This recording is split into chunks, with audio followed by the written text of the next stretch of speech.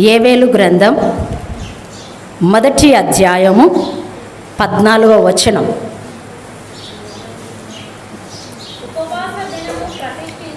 ఉపవాస దినము ప్రతిష్ఠించుడి,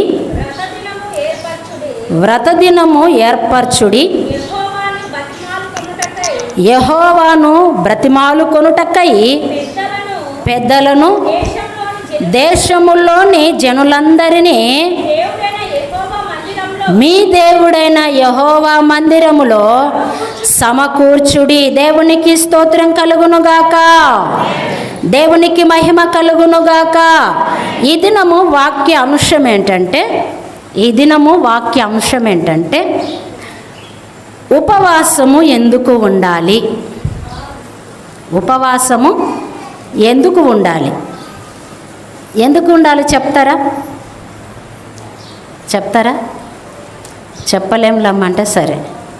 ఎందుకు ఉపవాసం ఉండాలి? కొంతమంది ఏమంటారంటే ఉపవాసము మన ప్రభువైన యేసుక్రీస్తు భూమి మీదకి వచ్చినప్పుడు 40 దినములు పగళ్ళు 40 దినములు రాత్రి ఉపవాసం ఉన్నాడు. ఇంకా మనకేం పని పాట లేదు, ఉపవాసం అసలు ఉండాల్సిన అవసరం కూడా లేదు, ఇంకా అయిపోయినాయి ఉపవాస దినాలు అని మానవుల యొక్క ఉద్దేశం, మానవుల యొక్క తలంపులు, మనిషి యొక్క ఆలోచన. కానీ బైబిల్ గ్రంథము ఇక్కడ ఏమంటుందంటే, యోవేలు గ్రంథకర్త, ఇతడు చిన్న ప్రవక్త. ఈ ప్రవక్త ద్వారా దేవుడు ఏమని మాట్లాడుతూ ఉన్నాడు అనంటే, ఉపవాస దినములు వ్రత పరుచుకునుడి, యెహోవాను బ్రతిమాలుకొనుటకు పెద్దలను దేశములోని జనులందరినీ మీ దేవుడైన యెహోవా మందిరములోకి చేర్చుడి అని ఉంది. ఏముంది? చేర్చుడి అనింది. మీరు అనొచ్చు, అమ్మా అది పాత నిబంధన ప్రకారం కదా అని మీకు సందేశం రావచ్చు. ఈనాడు చాలా సురుకుగా ఉంటారు ఇలాంటి విషయాలలో, పురుషులు కావచ్చు స్త్రీలు కావచ్చు.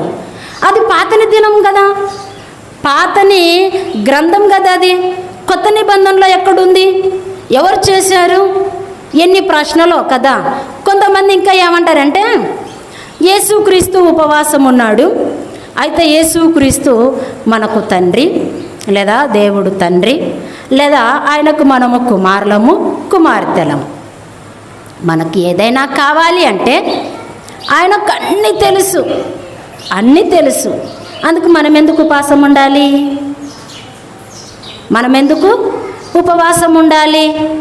ఆయనకు అన్నీ తెలుసు కదా, ఆయన అన్ని ఇస్తాడు మనకి కదా, మరి మనం ఎందుకు ఉండాలి ఉపవాసం అని ఒక తండ్రి ఒక కుమారులతో సంబంధం ఉన్నట్టుగా ఆలోచన చేస్తారు. కరెక్టే, మంచిదే, కాదనడం లేదు. కానీ ఇక్కడ ఏమంటాడంటే ఉపవాస దినాన్ని ప్రతిష్ట చేసుకునండి, అది ప్రతిష్ఠించండి, ఏర్పరచుకునండి వ్రత దినమా అంటాడు. అయితే దేశములోని పెద్దలను ప్రజలను అందరినీ సమకూర్చి దేవుని మందిరములోకి నడిపించండి అని అంటాడు. అయితే ఇక్కడైనా బైబుల్ సెలవిస్తుంది, కొత్త నిబంధనలో సెలవివ్వడం లేదా అనంటే మనం ఆలోచన చేస్తే చూడండి, పరిశుద్ధ గ్రంథములో చూడండి పరిశుద్ధ గ్రంథములో నుంచి 2 కొరింథీలకు రాసిన పత్రిక, 2 కొరింథీ 11వ అధ్యాయము చూడండి 27వ వచనం. అపోస్తలుడైన పౌలు ప్రయాసముతోనూ కష్టముతోనూ తరచుగా జాగరణముతోనూ ఆకలి దప్పులతోనూ తరచుగా ఉపవాసముతోనూ చలితోనూ దిగంబరత్వముతోనూ ఉంటిని. ఇంకాను చెప్పవలసినవి అనేకములున్నాయి. గట్టిగా చప్పట్లు కొడదామా? దేవునికి స్తోత్రం కలుగునుగాక. యోవేలు గ్రంథకర్తనే కాదు చెప్పేది, పరిశుద్ధ గ్రంథములో చూస్తే ఆ నేటి నుంచి ఈ నేటి వరకు ఉపవాసం ఉండొచ్చు. అపోస్తుడైన పౌలు కూడా ఎలా ఉన్నాడంట? ఎలా ఉన్నాడు? దిగంబరత్వములో ఉన్నాడు, ఆకలి దప్పులతో ఉన్నాడు, ఉపవాసములో ఉన్నాడు, జాగరణములో ఉన్నాడు. ఉన్నామా ఈరోజు? లెంటడేసి వచ్చిందంటే చాలు ఎంత మెలుకుంటారో కొంతమంది ఏమో దాన్ని అస్సలకి పట్టించుకోరు. ఏమని? అలనాడు యేసుక్రీస్తే ఉన్నాడు, ఇంకా మనకు అవసరము లేదు. అలనాడు ఉన్నారు, చాలామంది ఉన్నారు. మోషే భక్తుడు ఉన్నాడు. ఎన్ని రోజులు? 40 రోజులు. ఈ 40 రోజుల ఒక ప్రాముఖ్యత బైబిల్లో 40 రోజులు, 40 దినములు, 40 సంవత్సరాలు ఇలా ప్రాముఖ్యత ఉంది కనుకనే అలనాడు మన పితరులు, మన పెద్దలు ఈ 40 దినాలు లెంటడేసిని గురించి ఈ రీతిగా జరుపుకోవడము జరుగుతుంది. అయితే ఏదేమైనప్పటికీ బైబుల్ ఏమంటుందంటే అలనాడు ఏలియా కూడా ఉన్నాడు 40 దినాలు, అలనాడు ఎస్తేరి కూడా ఉంది కొన్ని రోజులు మాత్రమే కదా. ఈ రీతిగా చెప్పుకుంటూ పోతే చాలామంది ఉపవాసాల ప్రార్థనలు చేశారు. అయితే ఇక్కడ ఏమో మనము చూస్తే ఏవేలు గ్రంథములో చూస్తే ఉపవాస దినాన్ని ప్రతిష్ఠ చేసుకునండి, ఏర్పాటు చేసుకునండి అని మాట్లాడుతూ ఉన్నాడు. దేశంలో ఉన్న జనులందరినీ, పెద్దలను దేవుని మందిరములోకి చేర్చండి అంటూ పాత నిబంధన ప్రకారమే కాకుండా కొత్త నిబంధన ప్రకారం కూడా చూస్తే అపోస్తలుడైన పౌలు చేసిన సేవ ఇంకా ఎవరు చేయలా. ఆయన పడిన కష్టం ఇంకా ఎవరు పడలా. ఆయన పడిన నిందలు ఇంకా ఎవరు పడలా. అవమానాలు కానీ, నిందలు కానీ, హేళన కానీ ప్రభువైన యేసు క్రీస్తు ఎలాగైతే పడ్డాడో ఆ రీతిగానే సేమ్ అపోస్తలుడైన పౌలు హింసించబడ్డాడు. అందుకే ఇక్కడ అంటాడు, ఏమంటాడంటే 27 వచనములో, ప్రయాసముతోనూ కష్టముతోనూ తరచుగా జాగరణముతోనూ ఆకలి దప్పులతోనూ తరచుగా ఉపవాసముతోనూ చలితోనూ దిగంబరత్వముతోనూ ఉంటిని, ఇంకానూ చెప్పవలసినవి అనేకములున్నాయి. ఉన్నవే నీలో నా జీవితంలో ఇలాంటివి చెప్పాలంటే? ఉన్నవే? ఉపవాస దినము ఎందుకు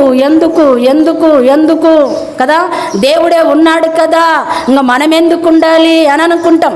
ఉపవాస దినము ఎందుకు? అందుకే నేను పెట్టాను కదా వాక్యాంశము, ఉపవాస దినము ఎందుకు చేయాలి, ఎందుకు ఉండాలంటే చూద్దామా? పరిశుద్ధ గ్రంథంలో ఒక్క మాట నేను చూపించి మీకు వస్తాను మరలా. అపోస్తుల కార్యముల గ్రంథం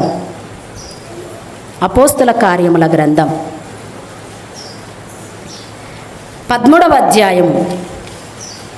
అధ్యాయము 2-3 వచనాలు. వారు ప్రభువును సేవించుచు ఉపవాసము చేయుచుండగా పరిశుద్ధాత్మ నేను బర్నబాను సౌలును పిలిచి పని కొరకు వారిని నాకు ప్రత్యేకపరచుడని వారితో చెప్పెను. అంతటా వారు ఉపవాసముండి ప్రార్థన చేసి వారి మీద చేతులుంచి వారిని పంపివేసిరి. దేవునికి స్తోత్రం కలుగునుగాక. ఇక్కడ ఏమంటాడంటే పని చేయడానికి. ఏ పని చేయడానికి? పొలం పని చేయడానికా? ఏ పని చేయడానికి? మిరప పంట కొయ్యడానికా? కాదు. ఏ పని అంటే సత్య సువార్తను ప్రకటించడానికి ఉపవాసం ఉండి చేతులు ఉంచి ప్రార్థన చేసి పంపించారు. ఈ మాట ఎవరితో మాట్లాడుతూ ఉన్నారు అంటే అంతియొక్క సంఘముతో మాట్లాడుతున్న మాటలు ఇవి. అంతియొక్క సంఘముతో మాట్లాడుతున్న మాటలు. ఎందుకు ఉపవాసం ఉండాలి అని మనం అనుకుంటాం, కానీ ఖచ్చితంగా ఉపవాసం ఉండాలి. ఎందుకో తెలుసా? నీ కుమార్తె బాగలేదు, నీ కుమారుడు శరీరాశ, నేత్రాశ, జీవపు డంబానికి లోబడ్డాడు కనుక తల్లి తండ్రి అయిన మీరు ఉపవాస దినాన్ని ప్రతిష్ట చేసుకోవాలి. అందుకే ఉపవాసం ఉండి ప్రార్థన చేయాలి. నాకు ధనము కావాలని, డబ్బు కావాలని, ఐశ్వర్యం కావాలని, ఎండి బంగారములు కావాలని ఉపవాస దినం కొరకు కాదు. ఉపవాస దినం ఎందుకో తెలుసా? నా పిల్లలు నశించిపోకూడదు, నా పిల్లలు నరకానికి వెళ్ళకూడదు, నా పిల్లలు దేవా ఇదిగో నీ మందిరానికి రావాలి, నీకు ప్రతిష్ఠించబడాలి, ప్రత్యేకంగా లోకమునకు వేరుగా నా పిల్లలు, నా కుటుంబము, నా భర్త బ్రతకాలి దేవా అని ఒక దినము నీవు ఉపవాస దినాన్ని ప్రతిష్ట చేసుకోవాలి. దేవునికి స్తోత్రం కలుగునుగాక. ఎందుకు ఉపవాస దినము ఉండాలి అని అంటే కారణాలు ఇవి. నా పిల్లలు బాగా బతకాలి, నా పిల్లలు ఉన్నత విద్య నేర్చుకోవాలి, ఒక ఉన్నతమైన స్థితి ఉండాలి, నా భర్త బాగలేడు, తాగుబోతుగా తిరుగుబోతుగా బ్రతుకుతూ ఉన్నాడయ్యా. అందుకే స్త్రీ ఏం చేయాలి? కుటుంబము జ్ఞానవంతురాలు కట్టుకునేదైతే ఉపవాస దినాన్ని ప్రతిష్ట చేసుకొని తన భర్త కొరకు ప్రార్థన చేయాలి. ఉపవాస దినము ఎంత విచిత్రాలు జరిగిస్తుంది అంటే చాలా జీవితంలో విచిత్రాలు జరిగిస్తుందండి. బహుశా మీరు రుచి చూశారో లేదో కానీ నా జీవితంలో, నేను యవ్వన జీవితంలో నుంచే దేవుని ఒక రుచి చూచాను. క్రొవ్వు మెదడు దొరికినట్టు దావీదు మహారాజు అంటాడు కీర్తనలో, నాకు క్రొవ్వు మెదడు దొరికినట్టు దేవా నీ సన్నిధిలో నాకు అలాంటి టేస్ట్ దొరుకుతుందయ్యా అని ప్రార్థన చేస్తాడు. నాకు కూడా సేమ్ అదే. దేవుని సన్నిధిలో నేను మోకరించానంటే క్రొవ్వు మెదడు దొరికినట్టనే. అది అనుభవం ఉన్నలో మాత్రమే, దేవుని రుచి చూచినలో మాత్రమే. కానీ కొంతమంది అంటారు ఎందుకు చేయాలి ఉపవాసము, ఎప్పుడు అయిపోయాయి, మనం కమ్మగా కూర్చొని తినొచ్చు, కమ్మగా దేవుని మందిరములో వచ్చి నిద్రపోవచ్చు. అంతేనా? కాదు. మనిషి ఆలోచన ఇంకా చావడము లేదు, మనిషి తప్పిదాలు ఇంకా మితిమీరిపోతున్నాయి, కానీ అవి పక్కకి విసర్జించడము లేదు. కానీ దేవుడు అంటాడు మీ వ్రత దినాలు లేదా ఉపవాస దినాలు ప్రతిష్ట చేసుకునండి అని అంటూ కొన్ని మాటలు చూద్దాం. చూడండి, ఎజ్రా గ్రంథం చూడండి. ఎజ్రా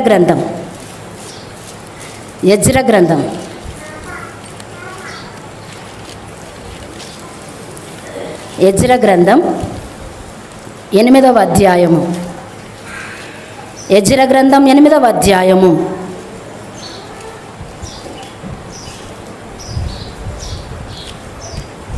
21.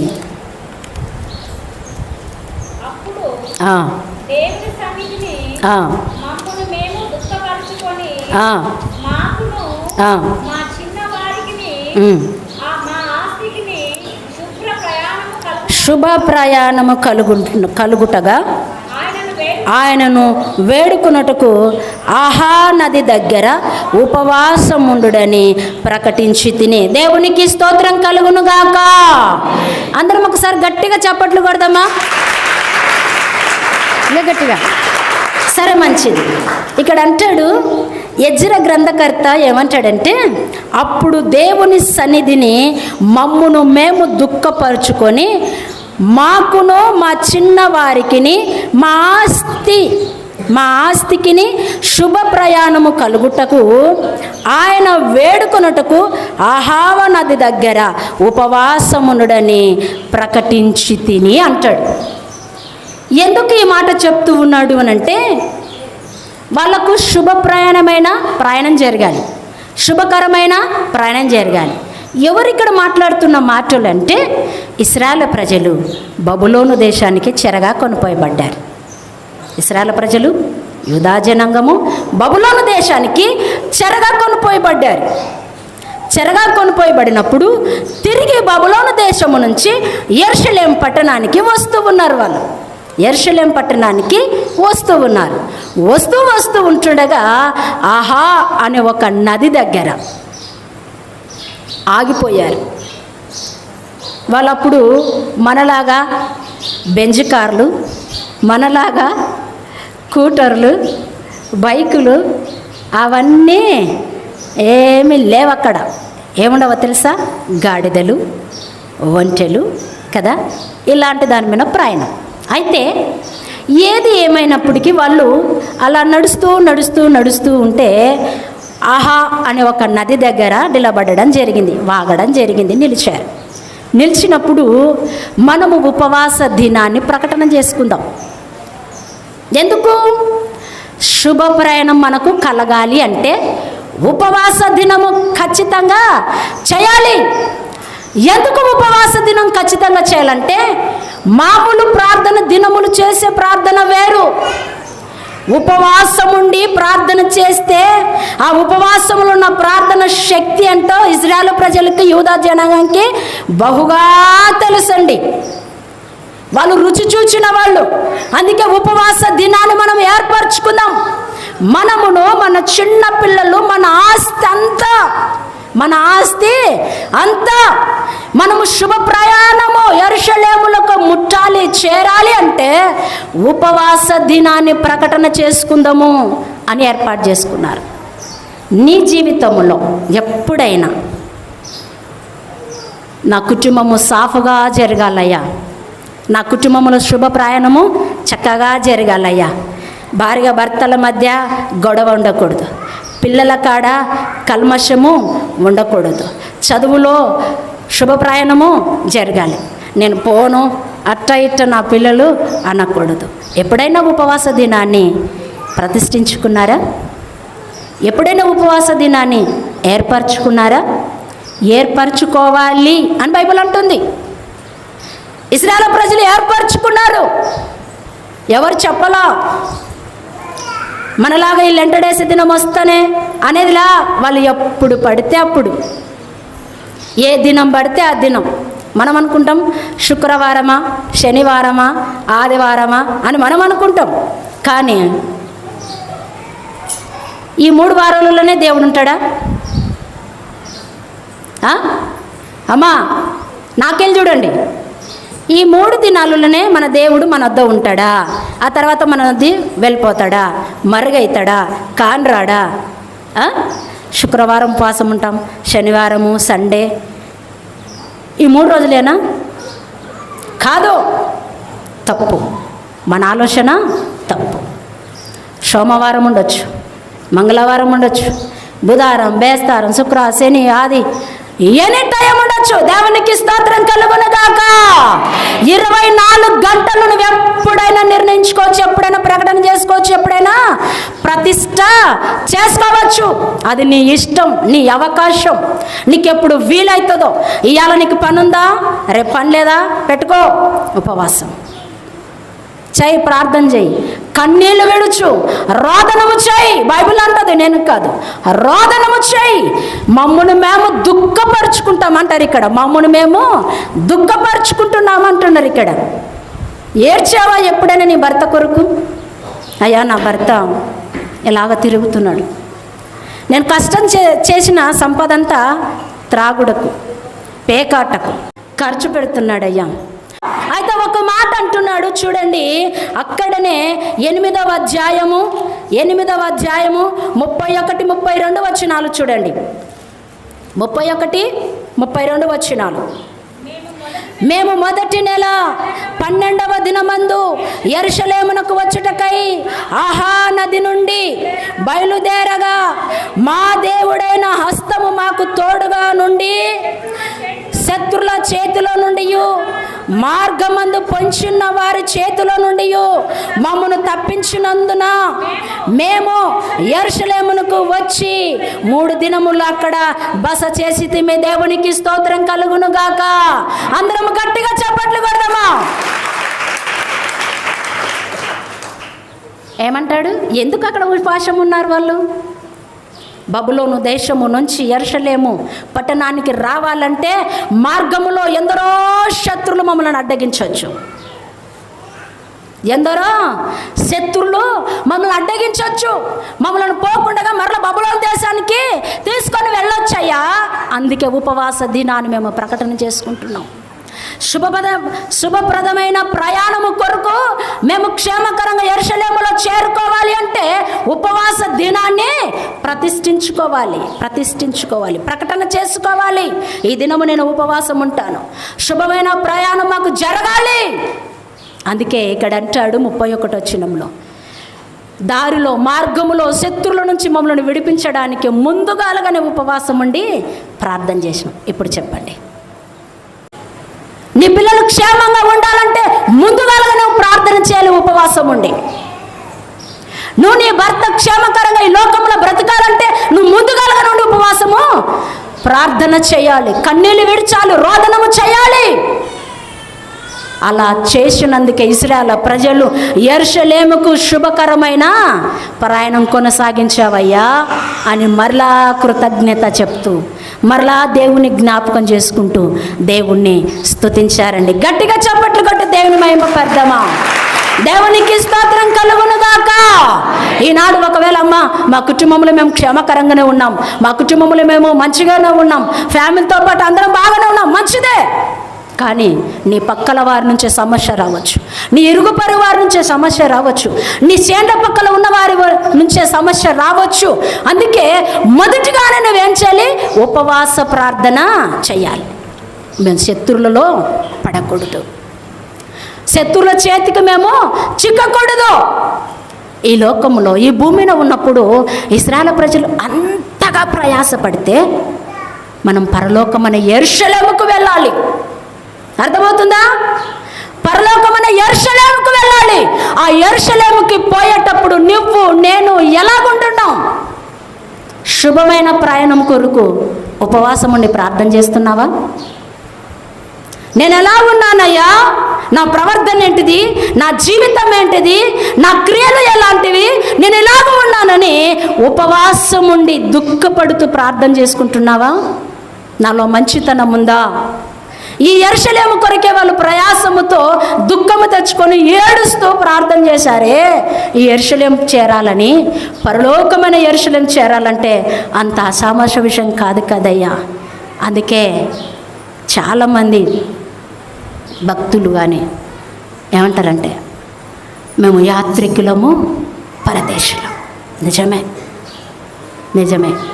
ఒక పాట ఉందండి, యాత్రికులం పరదేశులం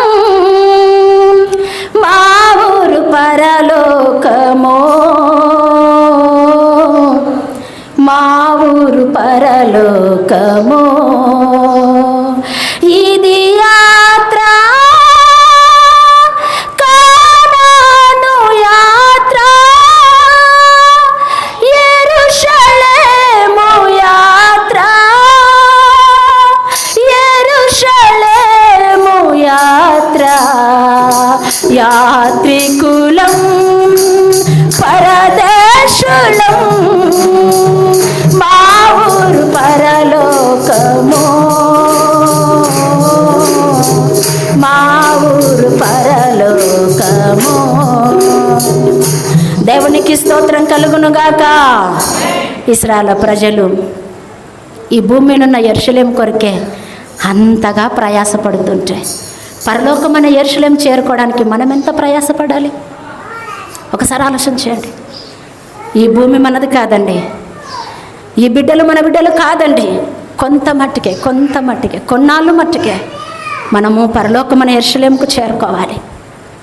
ఆ యెరూషలేముకు చేరుకోవాలంటే చాలా పరిశుద్ధత కావాలి, చాలా నిరీక్షణ కావాలి, చాలా విశ్వాసము కావాలి, చాలా ఉత్తమమైన మనసు కావాలి.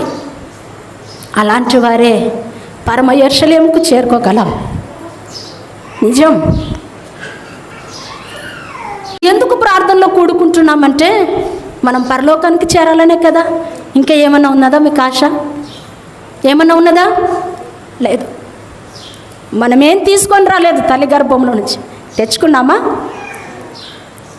ఎలా వచ్చాము? నూలు వస్త్రం కూడా వేసుకుని లేక వచ్చామండి. తిరిగి మరలా అలాగనే దేవుడు అన్నాడు, తిరిగి రా, అలాగనే రా అన్నాడు. ఎందుకు ప్రయాసపడాలి మరి? ఎందుకు మనం ఆయాస చేసుకోవాలి మన బ్రతుకులను? ఒకసారి ఆలోచించండి. ఉందాం ఉపవాసం ఎవరి కోసానికి? దేవుడు అన్నాడు కదా, ఏమన్నాడు? యెరూషలేము కుమార్తెలారా నా కొరకు ఏడవకండి.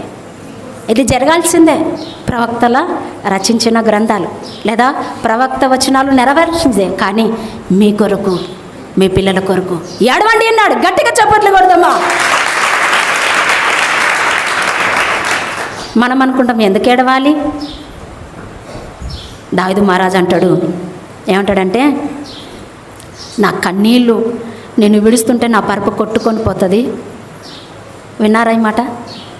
నేను కన్నీళ్ళు రాత్రి కారుస్తూ ఉంటే ఆ బాధ, ఆ కన్నీళ్ళు తట్టుకోలేక నా పరుపు కొట్టుకొని పోతుంది.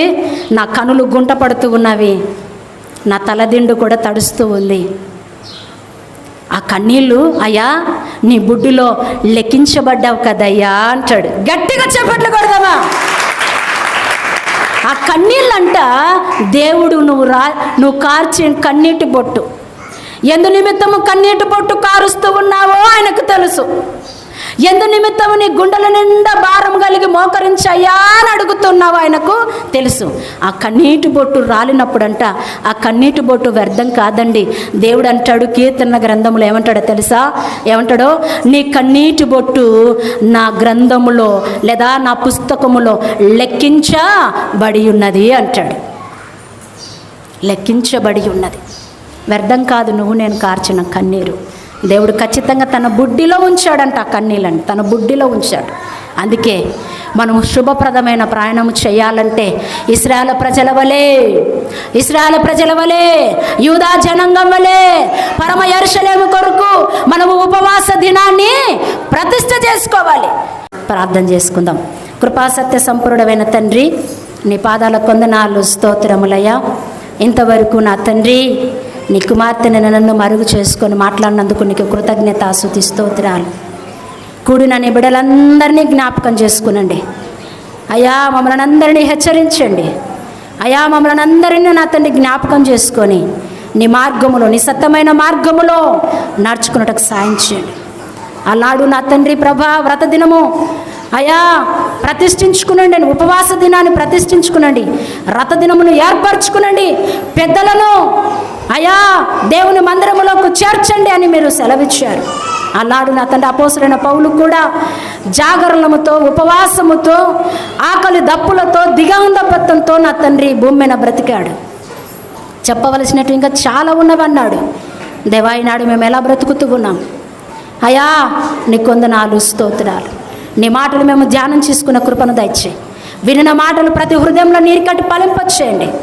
దేవానికి కొందనాలు, స్తోత్రాలు. వీని విడిచిపెట్టుకునకుండా వీని వాటి ప్రకారం బ్రతుకుటకు సహాయం చేయమని మా ప్రభు మీ ప్రియకుమారుడైన యేసుక్రీస్తు నామమున స్తుతించి ప్రార్థించి అడిగి వేడుకుంటున్నాను తండ్రి. ఆమేన్, ఆమేన్.